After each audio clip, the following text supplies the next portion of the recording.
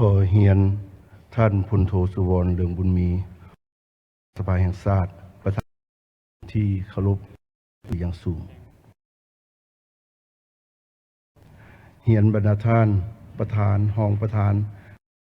ของสภาแห่งชาตินับถือบรรดาท่านสมาชิกสภาแห่งชาติแขกที่ท่านมีนับถือและเป็น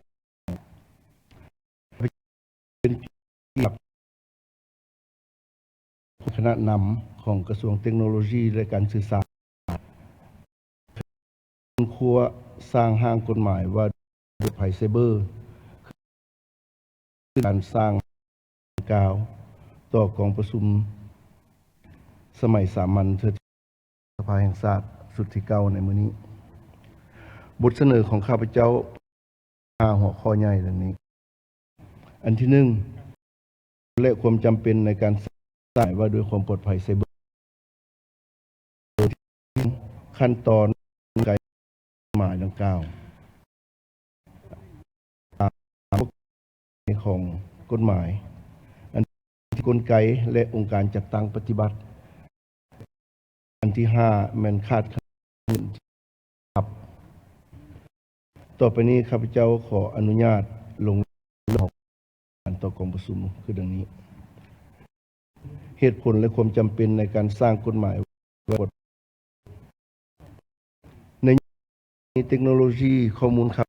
และการสื่อสารได้มีบทบาทสำคัญในเชื่อมโยงด้านข้อมูลภาคพื้นและสากลไขอำนวยความสะดวกทุกแขนงการและคุณภาพชีวิตการเชื่อมโยงข้อมูลข่าวสารและการหันเป็นดิจิทัลบรรดาต่างของด้านความปลอดภัยไซเบอร์คุกคามต่างๆเช่นการแฮกระบบคอมพิวเตอร์เครือการโจรกรรมความปลอดภัยใน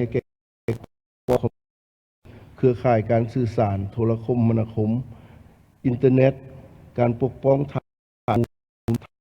และบรรดาซอฟต์แวร์จากภัยคุกคามทางด้านไซเบอร์เพื่อให้เครือข่ายและระบบการสื่อสารข้อมูลข่าวสารสามารถดำเนินงานได้อย่างปลอดภัยโดยเห็นได้ถึงความสำคัญของปัญหานี้รัฐบาลได้มอบหมายให้กระทรวงเทคโนโลยี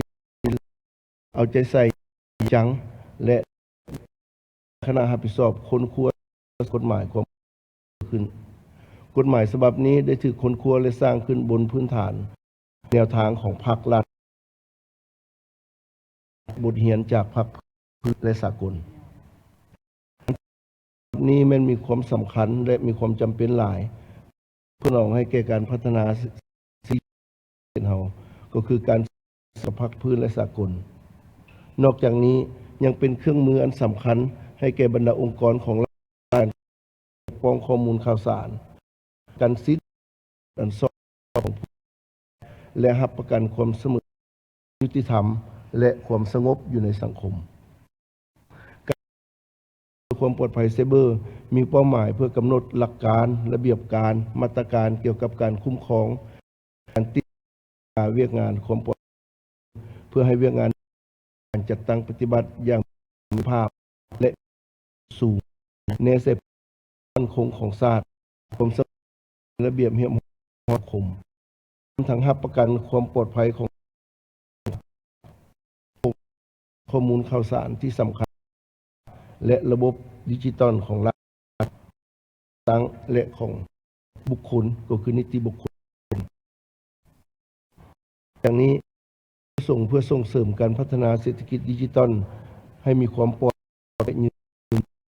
ความเชื่อมั่นในและอินเทอร์เน็ตพร้อมทั้งสามารถเชื่อมโยงกับคนความจำเป็นในการสร้างสอดสภาพด้านเศรษฐกิจเราเห็นเรื่องของที่สื่อสารข้อมูลข่าวสารกับสภาพการเปลี่ยนแปลงเพื่อให้สอดคล้องกับส่วนสากลที่สปป.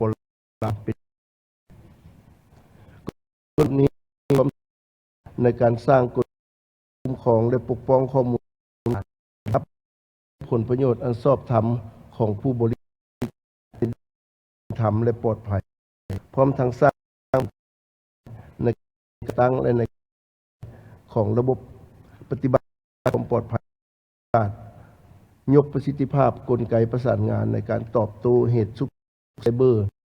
แข่งอีกด้วยนอกจากนี้จำเป็นในการกำหนดการตอบโต้เหตุการณ์ฉุกเฉินและในกรณีเกิดมีทางด้านไซเบอร์สร้างขอบทางด้านกฎหมายสำหรับการขึ้นทะเบียนปลอดภัยการดำเนินธุรกิจความปลอดภัยไซเบอร์ผู้ขึ้นทะเบียนผู้ให้การบริการและผู้ใช้บริการปลอดภัยพร้อมกันนั้นก็ยังสร้างกลไกการคุ้มกวดการเวียกงานความปลอดภัยไซเบอร์การสร้างฉบับช่วยให้การจัดตั้งปฏิบัติเวียกงานความปลอดภัยไซเบอร์มีประสิทธิภาพและมีประสิทธิผลสูงประกอบส่วนเข้าในการพัฒนาสังคมขั้นตอนกระทรวงเทคโนโลยีและการสื่อสารได้ออกข้อตกลงเลขที่14ทับลงวันที่2ปี24ว่าด้วยการแต่งตั้งคณะรับผิดชอบคนปลอดภัยไซเบอร์ซึ่งประกอบ5ภายหลังได้รับการแต่งตั้งแล้วคณะดังกล่าวก็ได้ค้นคว้าเอกสารและนิติกรรมของทางประเทศมันกฎหมายของบรรดาประเทศอาเซียนเช่นสสเวียดนามไทยจีนอื่นอีกด้วยในเดือนธันวาคมปี2023เบื้องต้นได้มีการกำหนดเข้าผ่านบรรดากรมและของกระทรวงและการสื่อสารและกระทรวงดังกล่าวมาปรับปรุงห้างกฎหมายหลังจากนั้นห้างสภาผ่านกองประชุมเพื่อผ่านคณะรับผิดชอบสร้างกฎหมายตืมอีกในระยะวันที่9-12 ปี2020ซุมร่วมกับกระทรวงธรรมเพื่อกวดทางด้านเนื้อในและองค์ประกอบของกฎหมายหลังจากนั้นกระทรวงเทคโนโลยีและการสื่อสารก็ได้นำเอาห้างกฎหมายฉบับของเอาในกองประชุมรัฐบาลในเดือนตุลาปี2024นั้นฉบับดังกล่าวได้ในครบถ้วนและถูกต้องตามระเบียบการกิจกรรมของปัญหาที่ประกอบและเนื้อในของกฎหมายคงห้างไปด้วยประกอบด้วย10ภาค11หมวดและ79มาตรา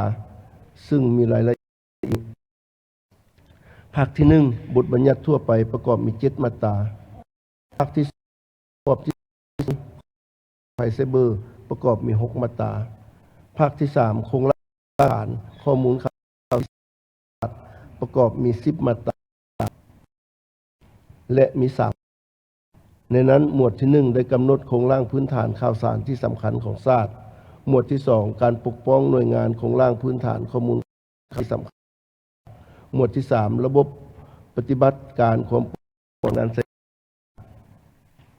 ภาคที่4เว้าถึงมาตรการความปลอดภัยไซเบอร์ประกอบมาตราและมี6หมวดคือหมวดที่1หมวดที่2เว้าถึงมาตรการเหตุการณ์ฉุกเฉิน3เว้าถึงในการฉุกเฉินหมวดที่4มันเว้าถึงมาตรการระบบหมวดที่5เว้าถึงการรายงานและการแลกข้อมูล6เว้าถึงการสร้างความรับรู้และการฝึกอบรมภาคที่5เว้าถึงการดำเนินธุรกิจความปลอดภัยไซเบอร์ในนี้มี10มาตราเว้าถึงทะเบียนความปลอดภัยไซเบอร์4มาตราที่7เว้าโดยข้อห้ามประกอบมี4มาตราภาคที่8เว้าโดยปลอดภัยไซเบอร์ประกอบด้วย8มาตราและมี2เป็นการคุ้มครองเวียกงานความปลอดภัยไซเบอร์ที่2การกวด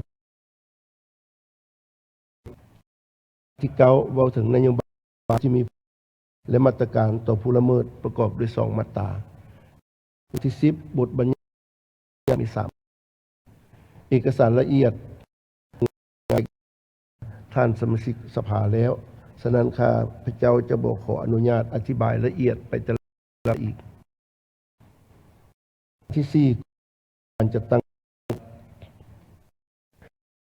ให้แก่การจัดตั้งปฏิบัติกฎหมายปลอดภัยได้รับผลดีกระทรวงการสื่อสารจะบทแนะปฏิฝึกพนักงานรัฐเผยแพร่หัวหน่วยธุรกิจ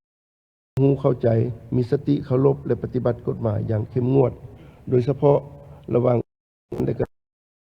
ต้องจัดตั้งปฏิบัติให้มีผลสูงที่สุดอยู่ในมาตราที่7ของห้างกฎหมายก็ได้รัฐบาลเป็นผู้คุ้มครองเวียกงานของไซเบอร์กับทั่วประเทศมอบให้เทคโนโลยีและการสื่อสารรับผิดชอบโดยกงประสานสมทบกับบรรดากระทรวงและองค์การท้องถิ่นในการจัดตั้งปฏิบัติเวียกงานดังกล่าวนอกจากนี้ในมาตรา68ก็ได้ระบุไว้ว่าศาลมีสิทธิและหน้าที่ในการคุมปฏิบัติการพร้อมอุปกรณ์และอุปกรณ์ที่ทันสมัย